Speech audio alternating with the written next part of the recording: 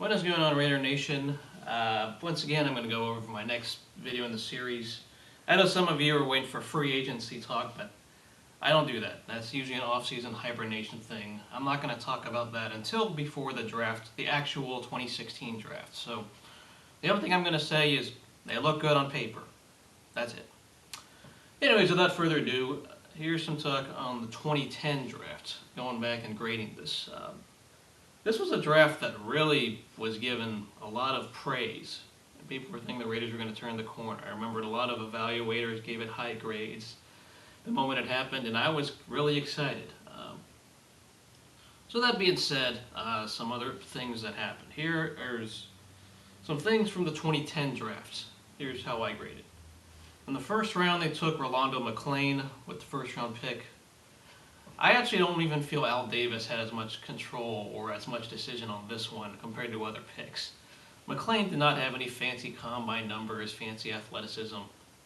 I really felt maybe the coaching staff with Tom Cable had a little more influence in this decision. They liked what they saw in him and so on. Unfortunately for us, and everyone remembers how I reacted, some of you who have been watching me for a long time remembered how I was really excited when we took them. I even recorded, that's the only time I've recorded my reaction live on TV. But yeah, it did not work out. Unfortunately, his first year he showed some promise. He's remembered for that hit on Darren Sproles. And then in the second year, on the field he regressed. He was slow. He looked terrible against the run. And then, not only that, he was also very hard.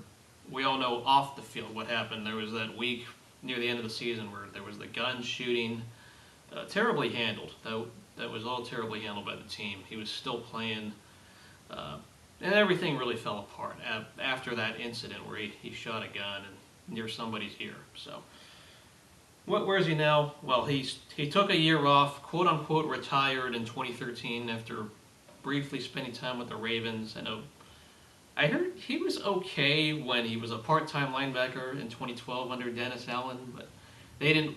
I mean, that coaching staff didn't like him as much as the other guys, understandably. So, yeah, in 2013 he spends the year off with the Ravens, and then with the Dallas Cowboys, he has a respectable 2014 under no wages.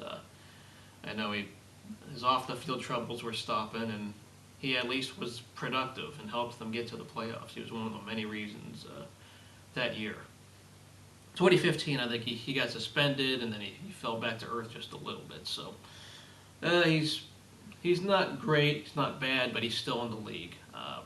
From a Raiders standpoint, this is a D grade because he only had an okay rookie year, but after that, he fell off really hard in 2010. In 2011. He could not stop the run, and the defense got worse under him.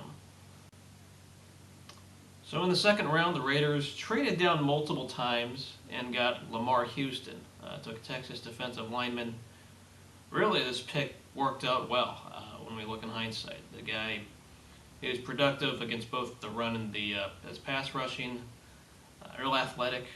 And then he signed, what happened also is he earned a good contract with the Chicago Bears, if anyone remembers. So, if you sign a high free agency deal and a decent deal, that means he did draft some talent. So he did get, with the Chicago Bears, he did get injured by celebrating. He tore his ACL once. And then in 2015, he actually got like 8 sacks. He was at least productive for them under their new staff. So this pick, I'm going to give it a B plus. This pick worked out really well. And in the long run, he's still in the league. In the third round, the Raiders took Jared Veldheer, and this was a classic Al Davis kind of pick. It's not always about the 40-yard dash, but it's more than that. It's about guys who are strong, guys who have a big wingspan, guys who have the height, weight, speed, not just speed alone. So Al Davis saw the toy in Jared Veldheer. There's like a video of him that showed him bench pressing a very high amount of weight. I think he was also doing a high squat. So there was Veldheer was a big guy who was at Division II level, and this pick also worked out well. He started the season at center, and that was a joke. But once he became the left tackle, he was able to transition at the NFL level, and this pick was also a good one. I'm going to give this one an A-. He turned about to a decent left tackle. Unfortunately, he got hurt in his last year with the team, and then Reggie McKenzie let him walk. But he signed a decent free agency deal with the Arizona Cardinals, and he's still with them today. So that contract, yeah, he wasn't the greatest guy at the end of his year, but for where they took him, it's still an A- grade, and he's still in the league. So Valdir worked out pretty well. In the fourth round, the Raiders actually had multiple picks because they traded down multiple times in the second. First was Bruce Campbell. A lot of teams, this guy was hyped up to be a second or even a first round pick because of his size and athleticism. So it was another. Some people thought Al Davis was going to reach for him in the first round, and they took him in the fourth round. Unfortunately, from a Raiders standpoint, he didn't do much on the field. He just was raw. But then the coaching staff also changed. As a result, Hugh Jackson's team kind of benched him and didn't use him. And then he was traded to, I believe it was the Carolina Panthers for Mike Goodson, running back. So that didn't work out. He is in the CFL at the time of this video. So, but yeah, this pick didn't work out. I'm going to give it an F. I didn't see what was wrong with it though, because it's a fourth round pick. Anything after round 3, you can take those gambles. You can take guys that may not be the best football players that are athletes. So just yeah, on the field, we didn't see the results, but because they didn't take him with the first round, it doesn't hurt as much. Also in the fourth round, the Raiders traded up to get Jacoby Ford. They gave up Kirk Morrison, who really just racked up a bunch of tackles, but he wasn't being as productive as maybe the stats would show you. They needed an upgrade when they took McLean. So they traded Morrison and a 5th-round pick to move up for Jacoby Ford. And, of course, this was another track guy, literally. He was a track player, speed, very Al Davis-like. So you still take he was the fastest combine person as well that year. So a lot of people expected the Raiders to go for him, and they did in round 4. And his rookie year was exciting. That was something. He had kick returns. And then there was that one game where he murdered the Kansas City Chiefs, both. And then even on the reverse, he was a fun guy to watch. In his second year, Hugh Jackson found a way to use him in that when he became the offensive coordinator. So in 2010 he was fun, and then he got hurt, and then he fell out of favor once the new coaching staffs took over. But his rookie year was fun. It was at least a shot in the arm in 2010. Unfortunately, just didn't work out in the long run. He later bounced to the New York Jets, and now he's in the CFL at the time of this video. So this pick goes, I would say it's a C because of how his rookie year was. He was productive somewhere. Just, change of coaching staff will do that. You fall out of favor. So that it is what it is. Then in the 5th round, the Raiders also took Walter McFadden. This was an Auburn cornerback. Not exactly an attractive name, and this pick was pretty terrible. He was cut shortly after. He had one game where Nnamdi Asomugha was out, and I think it was against the Miami Dolphins. Asomugha was hurt, so they had to put him in against the Miami Dolphins, and he got exposed. So after that, it was like, nope, this guy's not good. It was very clear they cut him shortly after. So nothing to see there. McFadden was nowhere to be seen, and it was pretty terrible. I'll say that's an F. And then lastly, a few more rounds after that. Round 6, Travis Gaethel was taken out of Arizona State. Unfortunately, while he was a special teamer for like kickoffs and coverage teams, he was okay there. But in 2012, he is remembered for being in charge of long snapping because John Conville was hurt. And he was terrible at that. So he's remembered for botching some long snaps, and our punts were screwed, and all the special teams were screwed up.